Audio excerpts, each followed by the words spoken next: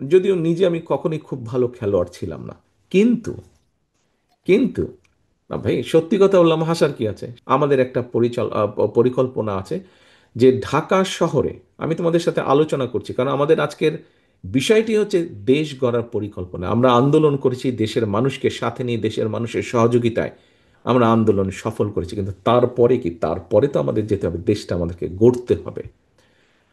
আমাদেরকে দেশটা গড়তে হবে, আমাদের সবচেয়ে বড় কাজ এবং সবচাইতে ইম্পর্টেন্ট কাজ যেটি সামনে, সেটি হচ্ছে এই দেশকে আমাদের গড়ে তুলতে হবে। আমরা শুধু ডিবেট করে যাচ্ছি, ডিবেট করে যাচ্ছি, কোনো পরিকল্পনা করছি না।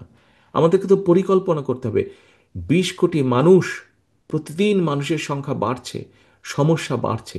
এই সমস্যাগুলোকে তো অ্যাড্রেস করতে হবে, এই 20 কোটি মানুষকে দিশা দিতে হবে, এই 20 কোটি মানুষের স্বাস্থ্যের ব্যবস্থা করতে হবে, 20 কোটি মানুষের কর্মসংস্থানের ব্যবস্থা করতে হবে, 20 কোটি মানুষের শিক্ষার ব্যবস্থা করতে হবে, 20 কোটি মানুষের থাকার ব্যবস্থা করতে হবে, খাবারের ব্যবস্থা করতে হবে, চলাফেরার ব্যবস্থা করতে হবে, রাস্তাঘাটের ব্যবস্থা করতে হবে। আমরা কি একবার এগুলো চিন্তা করছি?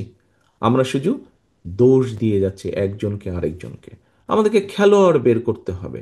আমরা খেলোয়াড়রা, এবং আমি, যদিও নিজে আমি কখনোই খুব ভালো খেলোয়াড় ছিলাম না, কিন্তু কিন্তু না ভাই, সত্যি কথা বললাম, হাসার কি আছে? স্বীকার করছি তো, আমি সত্য কথা বলছি, আমি হাসছো কেন? তো এখন বিষয়টা হচ্ছে, কিন্তু আমি নিজে বিশ্বাস করি আমার ছোট ভাই খুব ভালো খেলোয়াড় ছিল, অ্যাজ এ প্লেয়ার হিসেবে ও খুব ভালো ছিল, ক্রিকেটে, ফুটবলে, অন্য অন্য খেলা খুব ভালো খেলোয়াড় ছিল। আমি বিশ্বাস করি, তুমি কি শুধু গার্মেন্ট ফ্যাক্টরিতে সব রকম জব, এত মানুষের জব ক্রিয়েট করতে পারবা? তুমি মিল ফ্যাক্টরি করে এত মানুষের জব ক্রিয়েট করতে পারবে? তুমি ডাক্তার, ইঞ্জিনিয়ার তৈরি করে বিভিন্ন আরো যেগুলা বিষয়ে আলোচনা আছে, শুধু এগুলা করেই কি এত মানুষের জব ক্রিয়েট করা যাবে? নো। তুমি বহু মানুষের জব তো, স্পোর্টস দিয়েও তো তুমি জব ক্রিয়েট করতে পারো। স্পোর্টস দিয়েও তো আমরা মানুষের জব তৈরি করতে পারি। বহু মানুষ খেলোয়াড় হতে পারে, বিভিন্ন খেলোয়াড়, আমাদের বহু খেলোয়াড়রা ভালো করছে।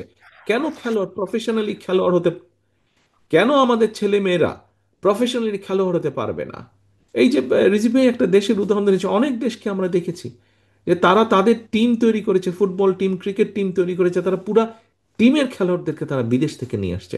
আমাদের ছেলেমেয়েরা যাবে, বিভিন্ন দেশের টিম গঠন করবে, নিজের দেশের টিমকে তারা নেতৃত্ব দেবে, নিজের দেশের টিমের হয়ে তারা খেলবে বিদেশে, দেশের জন্য সুনাম বয়ে নিয়ে আসবে, খেলোয়াড় হিসেবে নিজেকে প্রতিষ্ঠিত করবে, খেলোয়াড় হিসেবে ওটাই তার পেশা হবে, সেখান থেকে সে তার ইনকাম করবে। এবং একটা সময় গিয়ে যখন তারা খেলোয়াড় হবে না, তখন তারা ইনস্ট্রাক্টর হিসেবে কাজ করবে।